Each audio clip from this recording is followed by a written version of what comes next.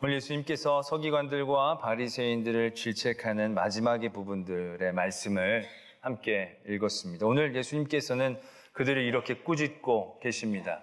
너희들이 선지자들의 무덤을 만들고 의인들의 비석을 꾸미며 이르되, 우리가 만약 조상 때 있었더라면 우린 조상들처럼 선지자를 죽이는 피에 내가 가담하지 않았을 터인데, 이렇게 얘기하고 있는 바리새인들을 꾸짖고 계신다는 것이죠. 그것이 너희들이 바로 그 조상의 후손이라는 것을 증명하고 계신다라고 말씀하고 계신 겁니다. 이게 어떤 의미를 갖고 있는 것이냐 하면, 그 당시에는 바리새인들이 선지자들이나 의인들의 무덤을 찾아서 다시 꾸미는 게 유행이었다고 합니다. 왜냐하면 선지자들이란 분들이 당대에는 인정을 못 받는 거거든요. 당대에는 사람들에게 미움을 받고 핍박도 받고 죽임을 당해서 아무렇게나 모셔져 있다가, 이제 이들이 그 선지자들의 위대함을 깨닫고 다시금 그 선지자들의 무덤을 집처럼 대리석으로 화강암으로 세워놓는 그런 일들이 이게 유행처럼 번지고 있었다는 거죠. 그러면서 사람들이 얘기하기를, 우리 조상들은 왜 이런 분들을 그랬냐는 거죠. 내가 그때 있었으면 안 그랬을 텐데, 이렇게 얘기를 하고 있었다라는 얘기죠. 그런 부분에 있어서 굉장히 위험한 독서적인 DNA를 예수님께서는 발견하고 그 일에 대하여 꾸짖고 계셨다라는 것입니다. 그 DNA, 그 나쁜 악한 DNA가 뭔가? 우리가 아까도 말씀을 드렸지만 선지자라는 분들 자체가 이상하게 당대에는 인정을 잘 받지를 못합니다. 선지자라는 분들이 하나님의 말씀을 듣고 옳은 얘기를 하는 분들이다 보니까 그 옳은 얘기들이 듣고 있는 많은 사람들을 편하게 하지는 않았던 것 같습니다. 우린 여기서 선지자들과 그 당대에 있었던 사람들이 왜 그 옳은 말씀을, 하나님의 선지자라는 권위를 갖고 있는 분들의 말씀을 듣지 못했는가를 먼저 한번 살펴봐야 합니다. 우리가 사무엘이라는 분을 잘 아실 겁니다. 사무엘도 선지자입니다. 그리고 사사입니다. 민족을 이끌고 지도했던 그러한 선지자였죠. 그런데 사무엘 말년에 백성들이 사무엘에게 이러한 부탁을 합니다. 우리에게도 왕을 세워주십시오. 이런 얘기를 합니다. 저들이 보기에 자기네 나라들은 맨날 이렇게 부족으로 모여 있다가 일이 있으면 사사가 그때그때 조직을 해서 대항하고 일을 처리하고, 마치 무슨 동네 마을 같은 느낌을 갖고 있었나 보죠. 근데 주변에 있는 여러 다른 민족들은 그 당시 왕정이 세워져서 왕이 폼나게 백성들을 이끌고 자기네들 왕궁도 짓고 왕이 사는 곳을 수도라고 얘기하면서 휘황찬란하게 꾸미기도 하고, 이제 그런 얘기들을 듣고 비교해 가며 보면서 자신들도 좀 그런 왕이 있어서 폼이 났으면 좋겠다, 이제 그런 바람들을 가졌던 것이죠. 그래서 그 요청을 한 겁니다. 그때 하나님이 사무엘에게 이렇게 얘기하십니다. 너를 사람들이 싫어하는 게 아니고 그 사람들이 지금 나를 버리려고 하는 것이구나. 그 사람들에게 분명히 가서 근데 얘기를 해줘라. 너희들이 왕을 세우기를 원하지만 그 왕정이라는 것이 얼마나 너희들을 괴롭힐 것인지를 분명히 좀 너희들이 가서 설명을 해줘라. 하나님이 사무엘의 입에 하나님의 말씀을 주십니다. 그래서 백성들을 모아놓고 얘기를 합니다. 여러분들, 왕을 세우는 게 좋은 게 아닙니다. 생각해 보십시오. 왕을 세우면 왕이 여러분들의 아들들을 끌어다가 전쟁터에 내보낼 겁니다. 자기 부하로 삼아서 싸우게 할 겁니다. 여러분들의 딸들을 끌고 가서 자기의 일들, 자기의 집을 보살피는 일들이 아마 써버릴 것입니다. 여러분들의 밭을 착취할 것이고 여러분들이 만든 곡물들에 대해서 세금을 걷어갈 것입니다. 지금에야 사무엘, 내가 여러분들의 무슨 세금을 걷기를 합니까? 뺏기를 합니까? 오고 가면서 그냥 다 하는데, 왕을 세워놓으면 왕궁도 만들어야 되죠. 여러 가지 경비도 들죠. 상비군도 만들어야 되죠.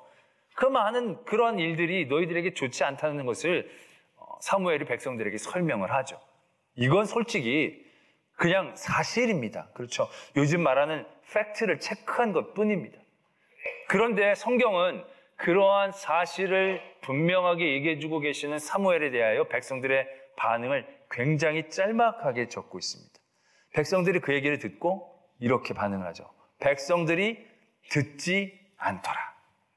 백성들이 그 말을 듣지 않는 거예요. 분명히 맞는 얘기인데 굉장히 더 불편한 일들이 많은데도 그들이 그 얘기를 듣지를 않는 거예요. 이게 사무엘이 어디서 굴러오다 온 사람이 아니거든요. 정말로 그들을 다스렸고 하나님의 권위를 갖고 있는 그 사무엘이 그들에게 한 사실적 얘기였음에도 불구하고 그들은 그 얘기를 듣지 않았다라는 것입니다. 왜 듣지 않았을까요? 다음에 보면 아합이라는 왕의 시대에 선지자와의 갈등의 문제가 나옵니다. 아합이 이제 아람이랑 나라랑 전쟁을 하려고 하는데 남유다의 여호사밧 왕하고 연합군으로 전쟁을 하려고 합니다. 전쟁을 하려고 했다는 마음 자체는 이미 싸울만 하다, 이길만 하다라는 생각 가운데 전쟁을 일으킨 거죠. 그 여호사밧 왕이 같이 싸우려고 왔다가 여호사밧 왕이 믿음이 죽거든요. 그래서 아합 왕에게 이런 얘기를 합니다. 하나님 앞에 좀 물어봅시다. 그랬더니 좋다고. 그래서 선지자를 모았는데 400명을 모았습니다. 그래서 하나님이 어떻게 얘기하시더냐 물어봤더니 400명이 다 한 가지로 나가면 이기십니다. 이번에 승리를 거두십니다. 이렇게 다 얘기를 하는 겁니다. 이 여호사밧 왕이 좀 영적으로 민감한 사람이기 때문에 좀 뭔가 마음이 차지를 않았나 봐요. 그래서 다른 선지자는 없습니까? 그래서 다들 이렇게 똑같이 얘기를 하는지 다른 선지자 얘기도 들어봅시다. 그랬더니 아합이 이렇게 얘기를 합니다. 한 사람이 더 있긴 있는데 미가야라는 사람이 있는데 이 사람은 항상 나에게 좋지 않은 것만을 예언해서 내가 저를 미워하나이다. 이렇게 대답을 합니다. 선지자가 올바른 얘기를 하는데 아합이 자기가 좋지 않게 여기는 일들만 얘기하니까 그 다음에 아합이 어떻게 반응했다고 적고 있습니까? 미워했다는 거예요. 미워했다는 거. 선지자가 하나님의 말을 바르게 하는데 그게 미워지는 것이다라는 얘기죠. 그래서 어떻게든 그 선지자를 불러왔죠. 선지자가 처음에 뭐 이겨요. 나가서 해보세요. 근데 똑바로 얘기해보라고 하니까 정말 굉장히 사실적으로 다 묘사를 해주는 거예요. 하나님의 나라에서 회의가 열렸는데 하나님이 누가 저 아합을 깨워 죽게 할까 했더니 어떠한 영이 나타나서 거짓 영을 부어서 사람들이 나가라고 해서 나가서 죽게 하겠습니다. 정말 미주알 고주알 하늘에 있는 일들을 사실적으로 묘사하면서 얘기를 막 다 해주는 거예요. 굉장히 설득력 있지 않습니까? 그런데 그 아합이 그 말을 듣지를 않습니다. 내가 너 그럴 줄 알았다.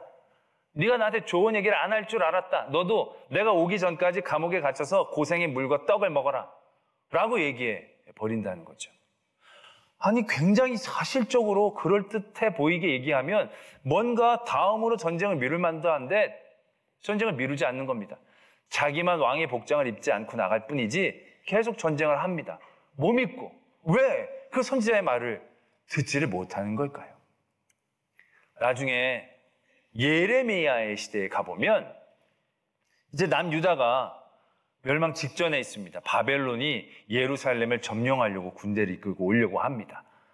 많은 사람들이 하나님 앞에 간절히 기도하기 시작합니다. 근데 그때 예레미야가 하나님의 말씀을 받습니다. 어떤 말씀이냐면 너희들은 이번 전쟁에서 진다. 싸울 생각하지 말고 그냥 순순히 항복해라. 항복하면 우리가 포로로 끌려가고 우리나라가 끝날 텐데요. 그래도 차라리 포로로 끌려가라. 항복하지 싸우지 마라. 절대 이길 수 없다. 그러한 하나님의 예언을 해줍니다. 근데 사람들이요, 그 얘기를 듣지를 않는 겁니다. 그럴 리가 없다고. 너가 지금 잘못된 걸로 우리의 사기를 무너뜨리려고 한다고. 너는 바벨론에서 세운 어용이라고.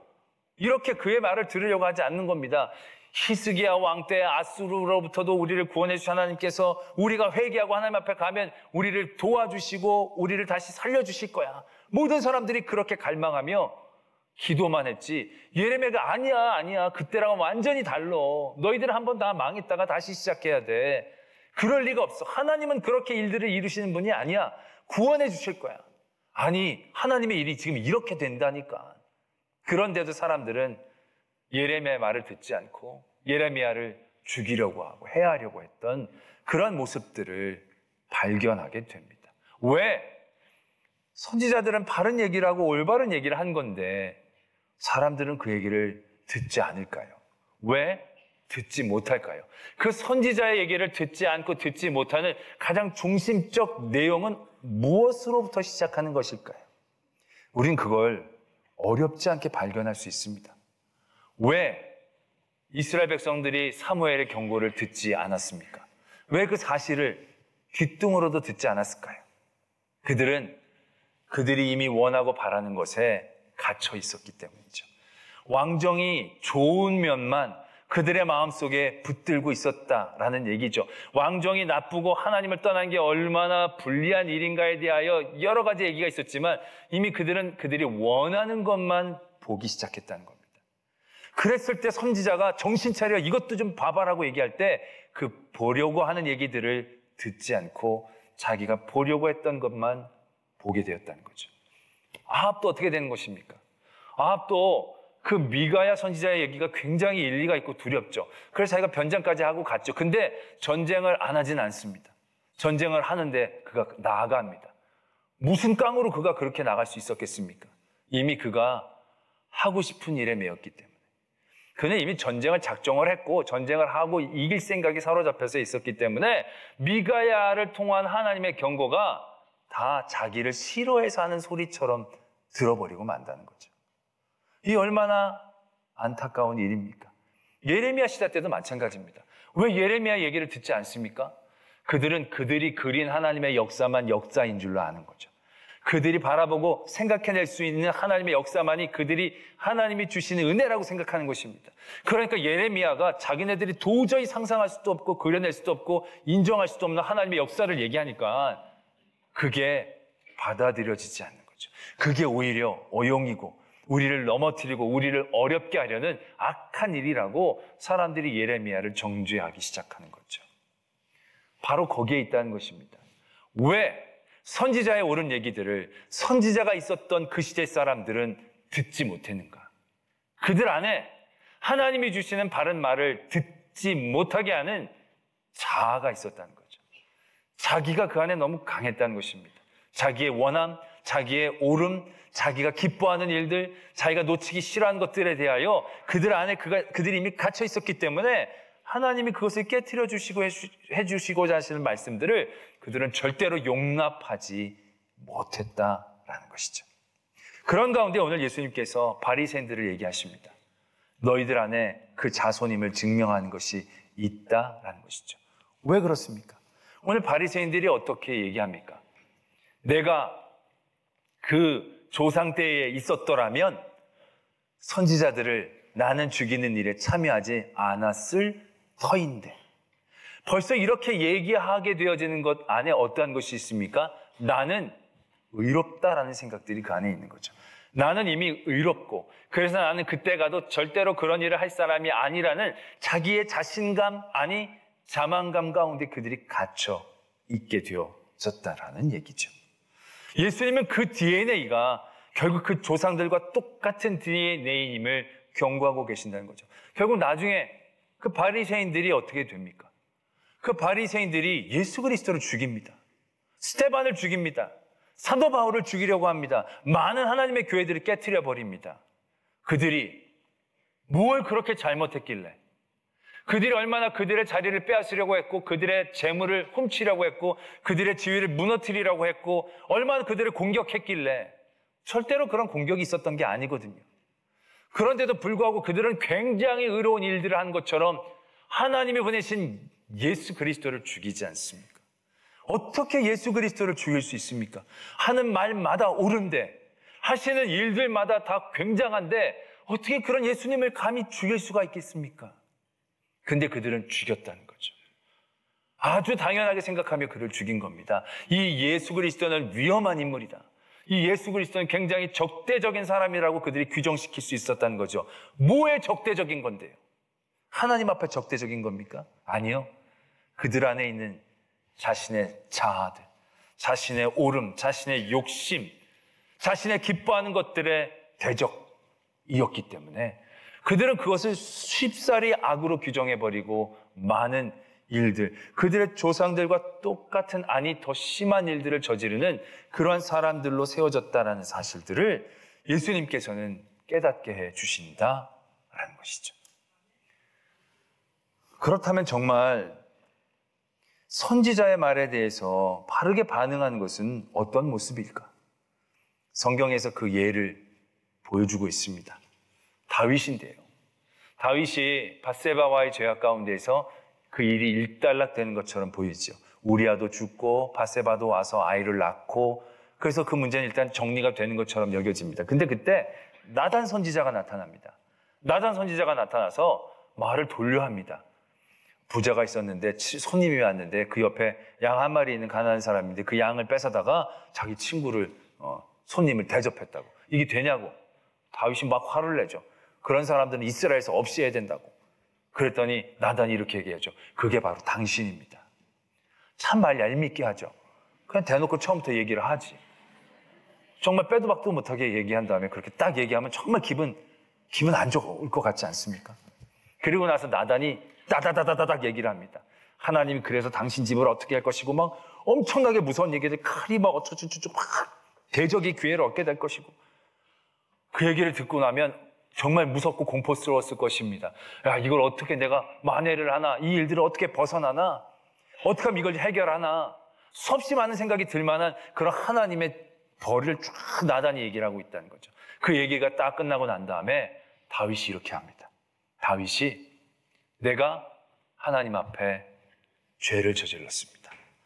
딱 요 한마디 합니다. 지금 그 엄청난 일들을 어떻게 다 해결하려고, 감당하려고, 뭐라도 하나 좀 덜어내려고 변명도 하고 뭔가 좀 변호도 하고 뭔가 좀 애쓸 수도 있어야 될 터인데, 다윗은 모든 걸 깨끗하게 내려놓습니다. 그리고 얘기합니다. 제가 죄인입니다. 이 죄인이란 얘기는요, 그냥 내가 잘못했습니다만을 의미한 게 아닙니다. 그 여태까지 얘기했던 모든 벌을 자기가 다 받겠다라는 의미입니다. 왜요? 죄인은 어떠한 변명할 이유, 어떠한 변호할 자격, 무엇을 만회할 수 있는 이유도 갖고 있지 못한 존재를 의미하는 것이거든요. 죄인은 때리면 때리고 맞으면 맞고 찌르면 찔르고 죽이면 죽임을 당할 수밖에 없는 그러한 존재, 하나님 앞에서 진짜 아무것도 내세울 것이 없는 존재임을 인정하는 고백인 거거든요. 다윗이 그걸 하고 있다는 것입니다. 내가 왕인데 그때 밧세바가 어쨌는데 이게 이렇게 되고 그럴 마음까지는 없었는데, 조금이나마 죄를 경감하려는 노력 없이 다윗은 선지자의 그 말 가운데 바로 받아들이죠. 그때 선지자가 이렇게 얘기합니다. 하나님은 당신을 용서하셨습니다. 그러한 모습들이 오늘 예수 그리스도께서 그들에게 원하시는 모습인 것이죠. 나는 그때 있었으면 그렇지 않았을 때 라고 얘기하는 게 아니고, 그런 DNA로 내가 조금 더 의인이 되고 내 안에 있는 자아에 갇혀서 나는 그렇지 않을 거라는 그런 교만 가운데 빠져 있는 게 아니고, 내가 주님 앞에 얼마나 연약하고 부족하고 어리석고 죄인인지를 날마다 고백할 수 있는 그 마음이 오늘 예수 그리스도에게서 우리에게 도전되어지는 부분이다라는 얘기죠. 저는 그런 고민들을 자주 합니다. 제가 전에도 말씀을 드렸지만 첫 번째는 내가 예수님이 오셨을 그때의 바리새인이었더라면 어떻게 했을까? 난 정말 갈릴리에서 온 그 청년이 하나님의 아들이심을 듣기 위해 내가 바리새인이었는데 내가 있었던 모든 지위와 위치들을 내어놓고 그에게 정말로 경청하며 하나님이 저 사람을 통하여 주시는 말씀을 늘 듣고자 내 마음을 치워서 하나님 앞에 순종하려고 애쓸 수 있었을까? 라는 질문이 첫 번째고요. 두 번째는 내가 일제시대 때 교회 지도자였었더라면 신사참배를 강요하는 일제 앞에 나는 어떠한 선택을 했을까? 라는 고민입니다. 저는 그런 고민을 하면서 하나님 앞에 기도합니다. 하나님, 제가 그때 태어나지 않았던 걸 너무 감사히 여깁니다. 그리고 또 기도합니다. 내 살아생전에 그런 일들이 또 일어나지 않기를 간절히 사모합니다. 왜요? 자신이 없거든요. 많은 그 일들을 통하여 믿음의 절개를 지킨 믿음의 선배들도 계십니다. 그러나 그런 분들은요, 1%도 되지 않다. 대부분의 많은 신앙인들이 그때 그걸 지키지 못했거든요. 근데 우리는 어떻습니까? 막연히 그 일들을 생각하면서 그때 그 믿음의 절개를 지키지도 못하고 그렇게 변질되고 그렇게 오용되고 그렇게 타락하고, 우리는 아무런 생각 없이 그때의 그 우리의 조상들을 향하여 정죄를 날리지를 않느냐라는 거죠. 그리고 우리의 모습들을 바라보게 됩니다. 그때 선지자가 있었어요. 그때 선지자의 쓴소리, 옳은 소리에 대하여 나는 얼마나 들을 수 있는 내 마음의 중심이 있는가. 우리 이 시대를 사는 모든 성도들에게 우리는 이 말씀이 주어졌다라는 것을 깨달아야 합니다. 너희들 이 외식하는 바리새인과 서기관들아, 너희 안에 그 선지자를 죽인 조상의 DNA가 있는 거를 스스로 증명하지 않느냐라고 얘기한 그 요소들이다라는 얘기죠. 큐티를 사역하는 분이 그런 얘기를 하는 걸 들었습니다. 큐티 사역을 하다 보면 제일 힘든 분이 있답니다. 제일 힘든 분들이 누구냐면 목사님들이랍니다. 그 다음이 누구냐면 장로님들이랍니다. 왜 그러냐면 이게 평신도들은 큐티라면 그 말씀을 가지고 자기를 깨닫고 자기를 은혜 받고 자기의 부족함을 고백하는데, 목사님들은 큐티라라고 주면은 그거 가지고 설교문을 만든다는 거예요. 이걸 어떻게 가르쳐야 될지, 어떻게 은혜롭게 얘기해야 될지를 얘기한다는 거예요. 그건 큐티가 아닌데 목사님 그런다는 거예요. 장로님들은 그 얘기 가지고 자기가 잘했던 것에 접목시킨다는 거예요. 내가 그때 그랬었지, 내가 저때 저랬었지. 그러니까 그런 분들은 큐티가 참 어렵다는 거예요. 근데 이게 장로님들, 목사님들만의 문제이냐? 그렇지 않아요. 우리들 모두의 마음 가운데 결국 오늘 이런 악한 DNA가 지금 우리 안에도 있는 게 아닌가를 우리는 바라볼 수 있어야 된다는 거죠. 전에도 여러 번 말씀을 드린 적이 있는 것 같은데, 제가 청년 맡았을 때 청년들 중에 누가 와가지고 목사님, 제가 좀 사귀고 있는 이 사람이 있는데 이 사람하고 결혼해야 됩니까? 말아야 됩니까? 그런 거 물어봅니다. 내가 쫙 들어보면 결혼하면 힘들 게 분명해요. 이건 삶의 경험으로나 여러 가지 믿음의 경륜으로도 거의 99% 확실해. 그 얘기합니다. 아니야, 이거 안 돼. 그러면 왜요? 그러면 그때 알아들어야 되는 겁니다. 얘는 작정하고 왔구나.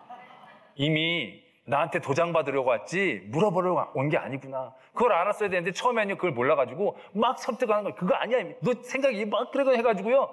연 끊은 애들이 한두 명 있어요, 나중에. 그러니까 다들 뭔가를 물어보러 온 것처럼 와요. 정말 하나님의 뜻을 알고 싶어하는 것처럼 와요. 하나님의 말씀에 전적으로 순종하고 싶어하는 것처럼 와요. 근데 순종하고 싶어하는 것만 순종하기를 원하는 거예요.